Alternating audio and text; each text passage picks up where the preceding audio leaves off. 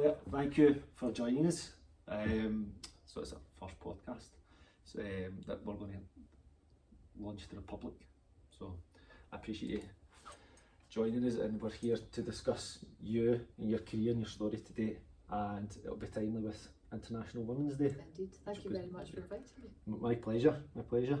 So in terms of the podcast now we're going to run through, it's to find out a bit about you, that we can tell the public what's not about Claire Taylor, your story, how you got there.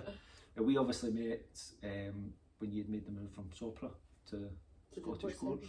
Yeah. And you've not been able to get rid of me since. Indeed. And so, so in terms of you and your position at the moment, so you're the IT director at Edinburgh Napier University. Director of Information Services, so that covers all of the application estate, the infrastructure, the desktop end user compute, and also libraries and learning technologists. So that's quite interesting as well.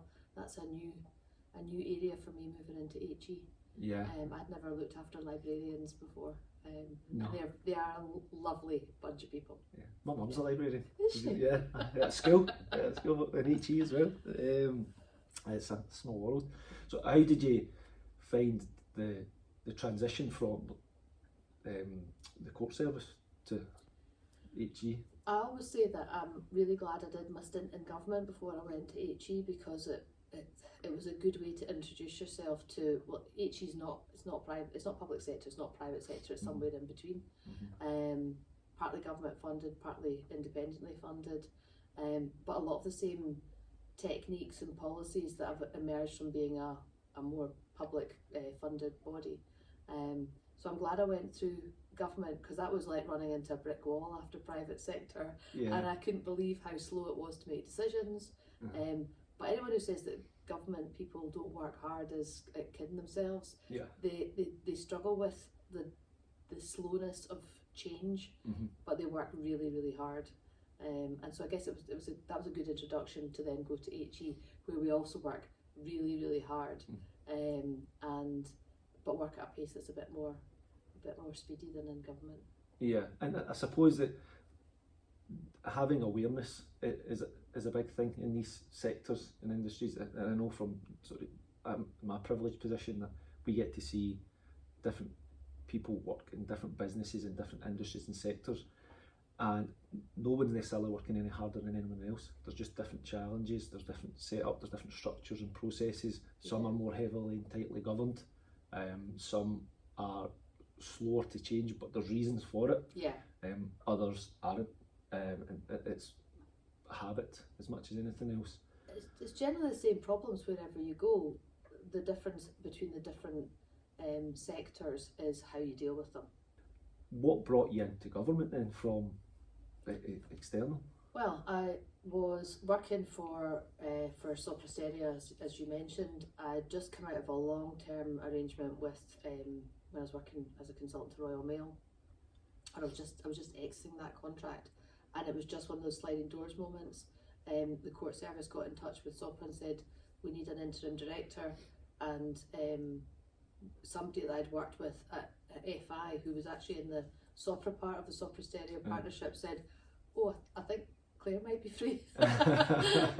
So it was that more than anything, and they put me in for a 6-week contract, and I stayed for 18 months as a Sopra employee, and eventually advertised the permanent job, and I applied for it. So it was more that I felt like I really belonged in the court service, and it was the first time I'd ever gone native with a client after 17 years in private sector. So obviously it was destiny. That I would be picked for that, and I met my partner there, and all sorts of things. So yeah, it was just one of those moments. Oh, brilliant. So I definitely believe that things are supposed to happen, for good or for bad. You don't always know at the time that why they're happening, but then you look back 6, 12, 18, 24 months later and go, I get it. That's why. Yeah, that makes sense now. My entire career is made up of sliding doors moments, though. Yeah, I can absolutely relate. I sometimes look at myself and go, yeah, I've just got lucky. Yeah. In terms of I'm here for luck. Just happened to be in the right place at the right time, or the wrong place at the right time. But later on, you think, I'm really glad that happened. Yeah, absolutely. And you say wrong or right place at the right time. You've been recommended in as well, so a lot of that is down to what you've done in the past and the work you've and put the in. relationships you build up, and putting yourself out there for people, and that generally is what pays back, is taking a chance on people, supporting people. People remember that, and they remember it in a way that you don't remember actually. I think the impact you have on people, you good or bad, you often don't realise at the time, and sometimes the good stuff you hear about later, and you think, oh yeah, I remember that. Very much so. It's particularly in Scottish, the self-depreciation element that we talk about. It's I just did it. And we find that a lot in our line of work when you prepare people for interviews. What do you do? I do X, Y, and Z. And how do you do it? And I just do it. I just do it. So if you ask me, what do you do? I'm an IT recruiter. What do you do? I go find people and I go find clients and we match them together. But when you actually put that together, there's a lot more that goes on beyond the posting the job advert. It's the constant networking. It's the relationships. They've been out there, they're checking in when people aren't active and aren't looking, all that sort of stuff. And building relationships and building value in people. Absolutely. And having a positive impact. Absolutely. So in terms of Edinburgh Napier then, what's your plans there? What is it here? Well, what's your vision? As of this week, I've delivered the draft of our digital strategy to our university leadership team. It will go through our normal governance, through our court, it's our governing body, in the next few weeks, and then be published. It's been a long time in writing actually, because the first early drafts were written during COVID, and it was such an uncertain time that actually it wasn't the right time to publish a strategy. We didn't know what the future would hold. We didn't know when we'd get to return to campus. We didn't know what sort of student body we'd have after that, at that point. And also technology was moving at such a fast pace in HE, because we were having to move online during the pandemic, learning a lot about what worked in that blended environment, and we've taken the best practice of that now into our business as usual, our normal operations. But the pedagogy is changing, the way people teach is changing, the technology, particularly around things like generative AI and machine learning, is moving at such a pace.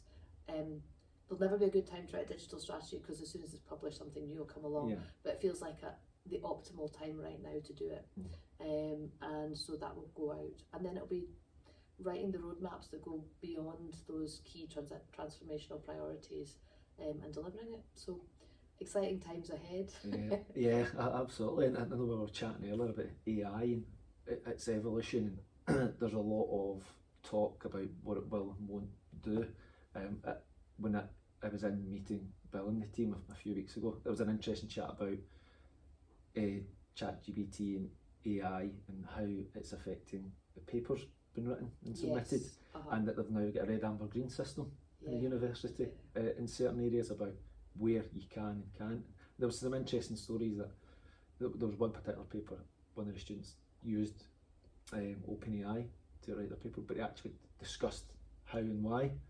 Now, I don't know if OpenAI discussed it for them. Get into ever-decreasing circles with that, don't you? But you can see it helping and positive. And how do you feel it will help the university from a technology viewpoint? So there's a lot of different aspects actually. So there's challenges, making sure that our assessment methods are authentic and we're getting the true picture of what a student has achieved and learned during their time with us, as opposed to what the technology can do for them. But also we need to skill people on how to use AI positively during their student journey with us, so that when they go out into industry, they have all those skills at their fingertips, because that's the future. Simple things, you and I were saying earlier, I'll never write another job description from scratch. I will get OpenAI to do it, and then I'll personalise it to what we're looking for. And will you include the salary range? I will include the salary range. Apart from the fact that we always include the salary range, because that's how we behave. I also, it's one of my pet hates when people don't advertise the salary on a job. I just think it's a thorny subject. When this goes out, there'll definitely be comments on this as to why people do and don't. That's maybe another chat for another day as to why. Absolutely, it's a big red red flag for me. Yeah, if people don't tell you what the salary range is. Why is that? And then it's interesting. For lots of reasons, I think it doesn't help the potential candidates put the job in the right context and the organisation in the right context. So size, the scale of the job, the importance of the job, the scale of the organisation, how much it values their IT function. So there's a whole range of things that of scale that gives you. But the other thing is, am I going to spend time filling in a form or sending a CV or contacting a recruiter if I can't afford to work for that organisation, if the salary isn't what meets my expectations? I also think it's a bit sneaky because there's, you and I have said it's probably because they've got somebody doing the same job or a similar job for a lot less, and they don't want to let the cat out of the bag what they're prepared to pay, and that isn't the sort of organisation I particularly want to work for. And to be fair, I think that's the general consensus when people look at it. As a recruiter sitting on the other side speaking to the clients, that's not always the case, and there's often genuine reasons for that. And again, it is a case of there's the argument of people doing the same job, but do they do it to the same standard? And I think that's where public sector and HE do help with bandings, because it can't be too wild. But we do see software engineers sitting in the same job, and there's a £20,000 discrepancy. But it's then about how good is one compared to other, because there is levels as well, isn't there? There is. There's experience, there's skills, there's all sorts of things. But I find the banding and the gradings quite constraining. As a supplier, yes. It's not even the fact that it's the range of salaries or the salaries that are offered. There's a lot to be said for working for a higher education institution that's way beyond the salary. There's the purpose of the organisation, there's the pension, there's all sorts of things that are much better than working in a lot of private sector organisations. But when you've got bandings, it constrains what you can do to motivate and reward staff. So that it has its pluses and minuses. And when I was in private sector, I think there was only 6 or 7 grades in the whole organisation I worked in, and it was a big organisation. But they were wide grades, and there was a lot of scope for out of band salaries if somebody was performing at a really high level or had a set of niche skills that it was hard to secure in the market. And nobody really knew what anybody else earned, and nobody really cared. It was about what you would negotiate at your end of year review. And I think that's important as well, and people do that differently, and there's different drivers and motivators. And one that sort of popped into my head there is, have you found it easier post-COVID in terms of recruitment? Because what I noticed, and we as an industry have noticed generally, is that there's a big shift, and it's nobody works for free and everyone wants to earn as much as they can. Other factors play a much bigger part now around flexibility, benefits, pensions, depending on what stage of life you're at. Healthcare, if you have families and things like that as well, is massive.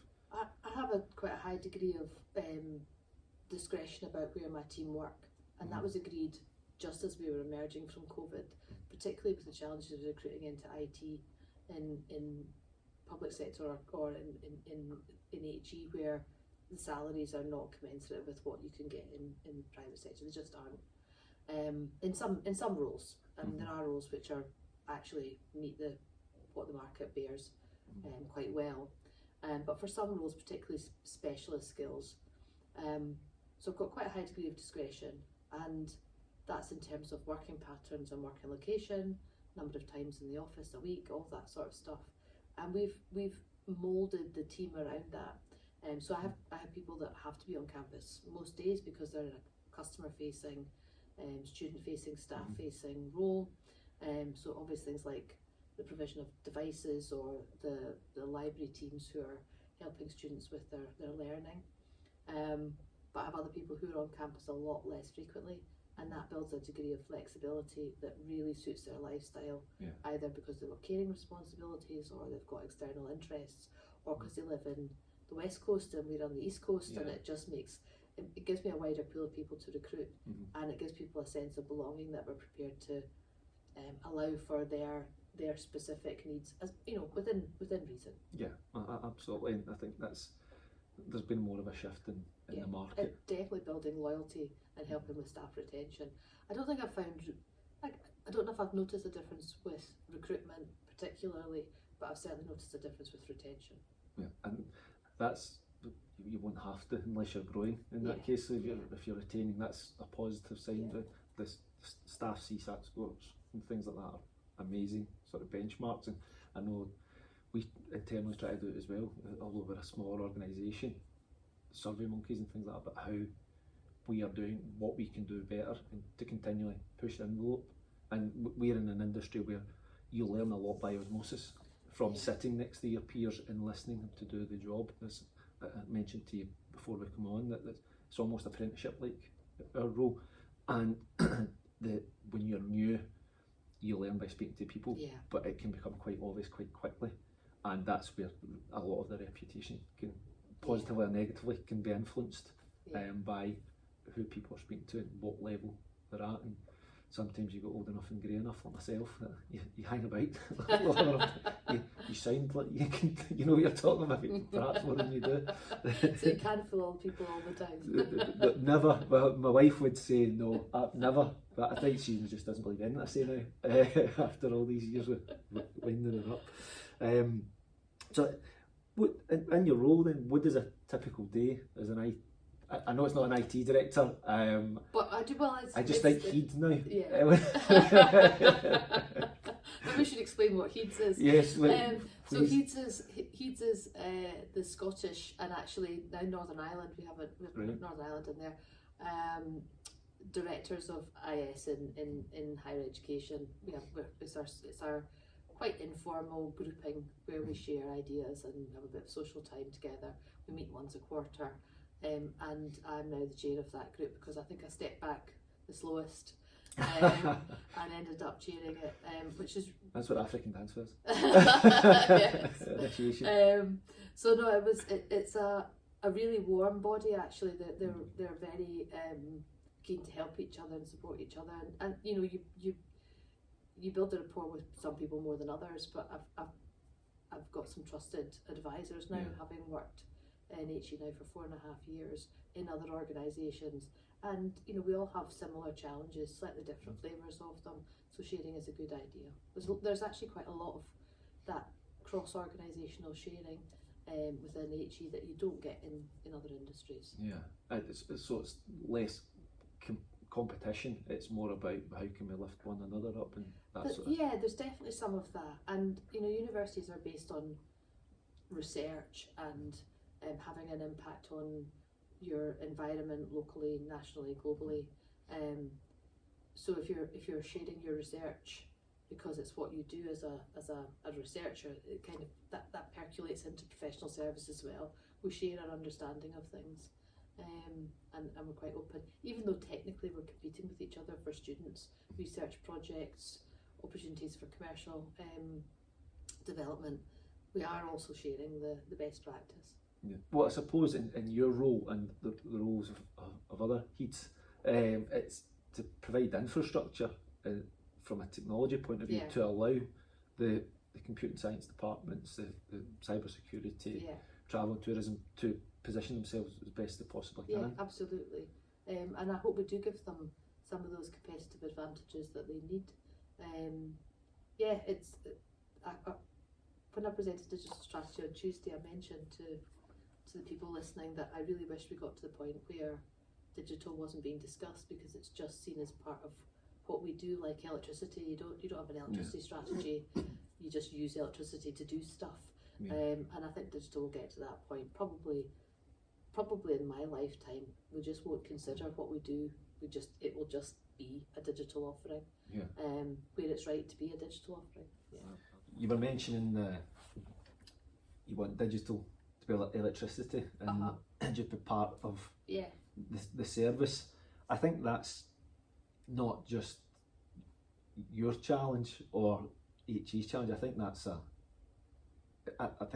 workforce in general. If you're not an IT or technology centric business, which almost every organisation is now to some degree because of technology and how it impacts the world, there has been, certainly in my career as a recruiter, a bit of a battle of technology being seen as valuable rather than a cost. Yeah. I was having this conversation actually with one of our court members a week or so ago about digital being seen as a revenue stream or a significant contribution to revenue. I think the banks have got this right. I think, and even government, I think, have got this right. And I'll mention government in a minute. That rather than being seen as a cost centre, being seen as a contributor to revenue streams, and how you work that out, which is quite complicated actually. Because I think that it's the competitive advantage for a lot of businesses, and there's an expectation. So the government thing I mentioned, now there's some really good examples in government digital services in England and Wales, but UK wide. Things like your ability to pay your road tax online, and it takes 5 minutes, and it's a really simple service, but behind that some really clever stuff, like they're checking that you're insured, they're checking that your car's MOT'd. All of that is checked behind the scenes through really clever integration with databases, getting that data together, so that all you do is basically go on and give them a code and your credit card details, and suddenly your car's MOT'd, and you don't even get sent a disc anymore, because the person checking your MOT, whether it's the automatic number recognition or a person with a clipboard, knows that your MOT is valid. That is such a simple user experience, but it's such a clever thing, and it's become an expectation. And I know for me, if someone doesn't have a digital service I can use now, more often than not, I think, oh, that's a pain, especially if they only take calls between 9 and 5. But there's something really important about having the ability to talk to human beings, because there's nothing more frustrating when particularly when you're in distress about something, that you can't talk to a person and you're getting sent through loops in a digital service. So I think there's a balance there.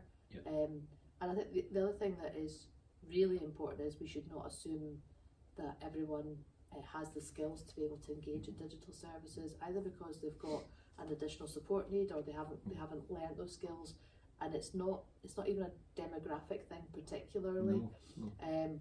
We talk about digital natives and we assume that all students are, and they are not, and we see a wide variety of skills. My team see it at the front line in the university during the early stages of someone's university journey, when they're matriculating or registering, we call it now. We've got students who are really good on phones, they don't know how to use a PC, and they don't necessarily engage in digital services in the way you would expect. Sometimes I get involved in those sessions and I go and help. I'm not that useful, but it's useful to me because I get to see students really struggling with some of our digital services, and then we make it better. That's where it's important to spend that time in the front line, I suppose, as well. Absolutely. We try to do that as well in recruitment and experiences and challenges. For instance, now for casual shift work or banking work in the NHS, it used to be we would have spreadsheets and we would phone people and say, there's a shift here, are you available? Now there's apps where you go and book it, and you've got websites where people can advertise their statement of works rather than through agents. So there's an evolution of technology that impacts the recruitment industry as well, but I think a lot of these services still need people and need personal touch and customer services and access for certain people or certain situations that you can't automate away or do over an online chat. Context has to be added, so I think there'll always be a need for that interaction. That digital assist, or just having the alternative to speak to someone is really, really important. When you get into a chat situation on a chat bot with an organisation and you get put through the same loop and you never actually get to a point where a real human is answering the chat, so that's enough to put me off ever using an organisation again. It's really important. And the other thing that I think is one thing we're doing really well at Napier, and this is through a lot of the efforts of one of my senior team, we've put everybody through the Scottish the Service Design Academy, which is actually run by Dundee and Angus College. not everybody, but a large chunk of Yeah. our staff. And they're starting to use those techniques. And that's allied with a couple of really strong professionals we've got in the team now around user research and user experience. And we're pointing that at everything we do before we before we buy anything, before we build anything. We're really considering what the service should look like, and what the pain points for our existing processes are before we start developing new. It's having huge benefits. And so that's your, you build a service, but then you get some professionals who are really good at understanding the impact those services have to hone them and develop them and evolve them. So there's a couple of people on my team doing that really, really well right now. No, and I think these are all the little incremental gains, to quote Dave Brailsford, around making your organisation more attractive and more accessible to everyone. Well, one of my straplines when I've been discussing the digital strategy has been evolution rather than revolution. There's so many big digital projects, well they end up in the news generally, big digital projects that go horribly wrong. There's been some in our sector, Birmingham City Council possibly bankrupt because of a massive IT project. So when you do something that you call your transformation project and you go out and spend a lot of money on it, it often doesn't pay back the benefits you're expecting, and you may not be able to afford it in the first place. Whereas if you continually increment the build on the quality of what you're delivering, you get that earned business value quickly, either from a user experience point of view, or you take cost out of your organisation, or you bring new revenue in. How do you do that, ensuring that you've got the right foundations? Because you can see that sometimes that the concept's amazing, but sometimes you'll be looking at what's there. And well, there's a couple of really important things that we're doing right now, which are about removing legacy and technical debt, as we call it in IT. Things that have worked really well in the past, but they're long in the tooth. And they're not sexy or interesting to people who are at the front line in the business, because it's the stuff they don't see. But it's really important. And in fact, one of the senior technical guys in our team was on our team call on Wednesday, talking about a project that he's been working on that nobody really knows anything about. But we've spent hundreds of thousands replacing our compute over the last 2 years, which you have to do on a cyclical basis. And he's sitting there beavering away. Nobody's even noticed. That's a good thing. That's a really good thing, that he's managed to put all that in and nobody's noticed the fact that he's been unplugging and replugging and giving people better, faster compute. As I say, it's not sexy and nobody's really interested in it, but you just have to do it. So those are important foundations. And sometimes you have to take a step back and say, right, what do we need to take that big leap forward? And there's another piece of work we're doing around that, where we're moving into cloud in a much bigger way, which is quite scary and exciting. But then you roadmap on top of it. So having clear roadmaps of what we're trying to achieve with each of the technologies or each area, each of those transformational priorities, and deciding what's going to give us the best earned value next. And there's some good people in my team building those roadmaps for us. Right. So going a bit more personal now. So oh dear, I'm more comfortable. That's the recruiting. So from your career today, what's been your biggest challenge? Well, the ones that I could talk about that are not covered by an NDA.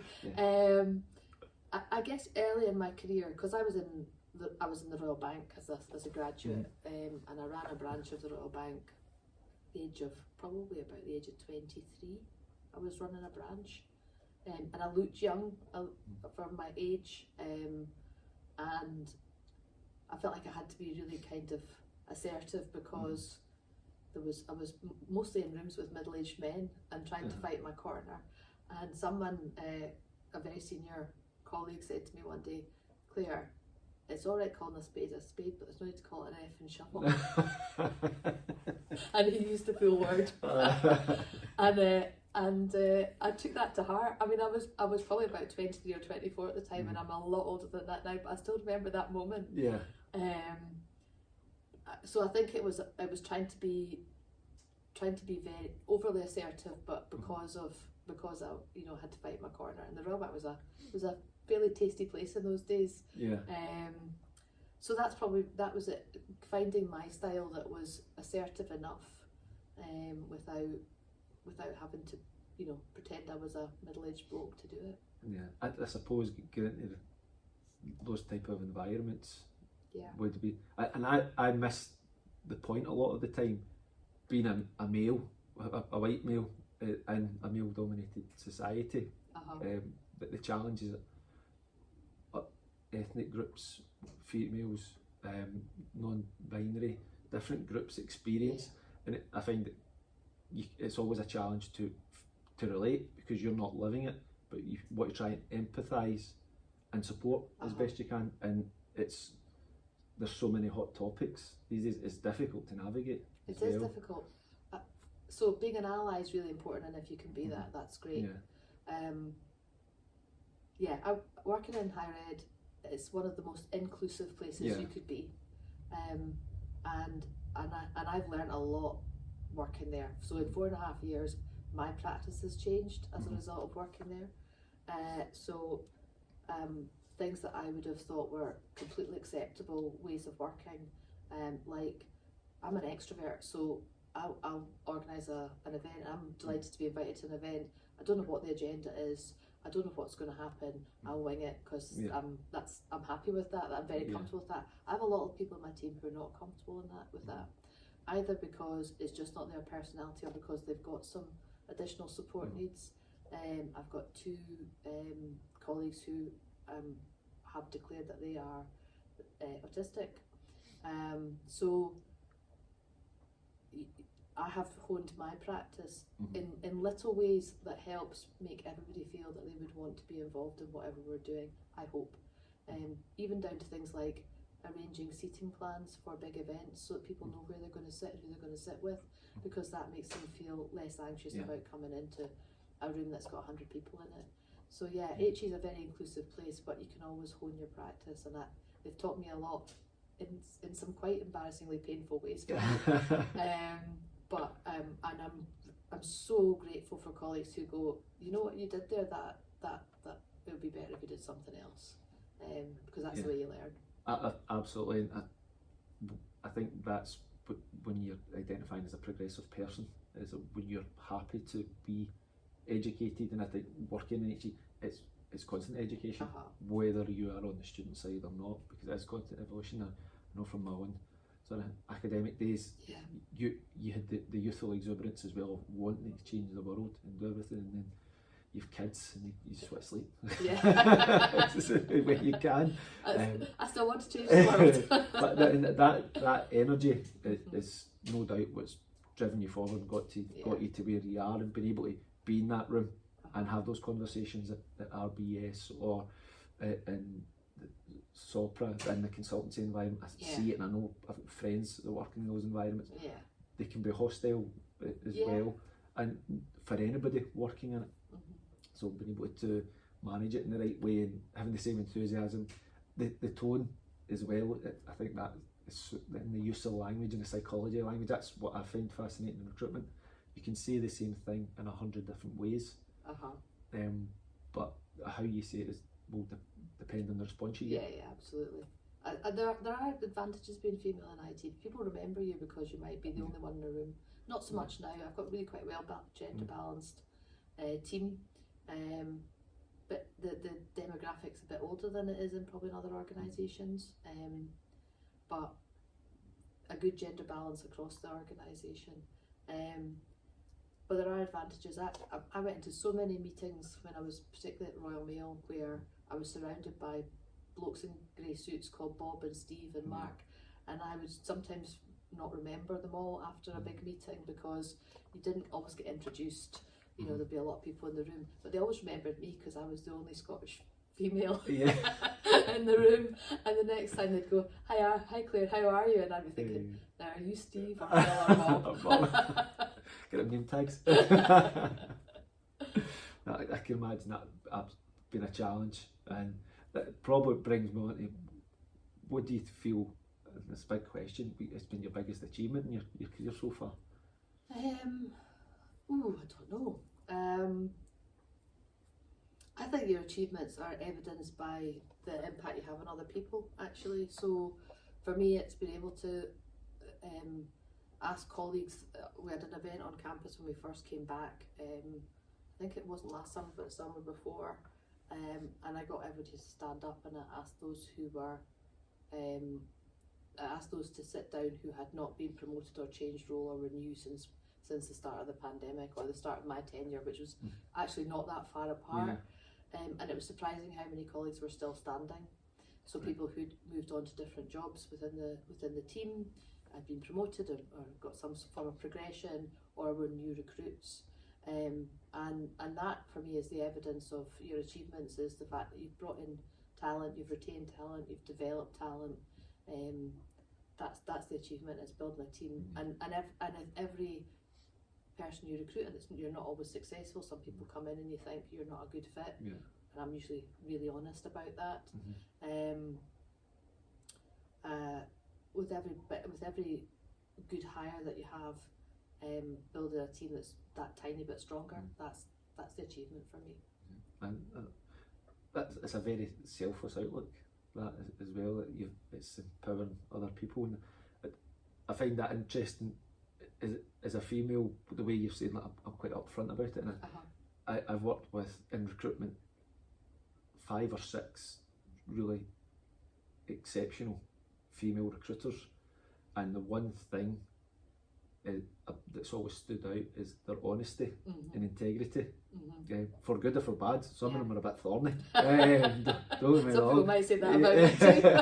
But that was, and I'm going across like the 3-4 organisations I work for, that they've been loyal, but they're empathetic, but they're very honest. Sometimes to their detriment as well. Well, it doesn't do anybody any good if you. So I'm a big fan of the radical candor model, which you can Google and you can see it, and it's really easy to understand. Being kind to someone does not mean necessarily telling them what they want to hear. I think the biggest act of kindness is to tell somebody when they're not performing, or there's something they're doing which is actually to their detriment, and that's uncomfortable. It's really uncomfortable. But it's much better to be honest with people and supportive, and come from a good place when you're saying it, so that they can make decisions about whether they want to adapt, leave, invest, lean into whatever it is they need to lean into, or make a different decision. At least they've got all the facts, they understand. Again, that's all about delivery as well, though, isn't it? And how you do that. And that was probably the biggest challenge for me moving into a leadership role. Or I prefer sort of coaching, because you're trying to bring people on. But it was being able to have awkward conversations, but in a nice way, where you'd say, look, this isn't you as a human being, but we need to look at X, Y, and Z. Is this the right opportunity for you? Is this the right environment? Because sometimes it's the right job, it's the wrong environment or the wrong industry and things like that. And it is where you come from, the place you're in when you're giving that feedback. And if you're saying it from a position of caring and support rather than just malice, then absolutely, I think it's the right thing to do. When I left the court service, somebody came up to me and said, "Do you remember that conversation we had where right before I really put myself out there and went for my promotion?"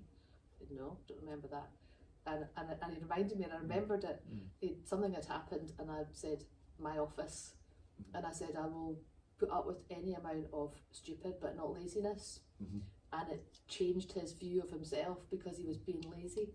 And I was cross. I was very cross, but I was saying it from a position of caring, and it had an impact. I had completely forgotten. It was one of those ones where I was saying you have an impact on people without realising you're having an impact. And had a positive impact on him. So that's an achievement in itself. Yeah, absolutely. I was going to ask that. What is that is a silly question for podcasts and things like that. And actually, just as we were chatting and talking about AI, I wonder what OpenAI would say about Claire Taylor. That's one that we'll need to do. What would OpenAI say about me? Oh, I don't know. Yeah. I'm now That's what I imagining could ask I'm now everyone. imagining what my family would say about me. I think people think I'm very ambitious, and I'm not. I'm ambitious for my team, but I'm really not ambitious for me. I now have retirement in my sights in a few years' time.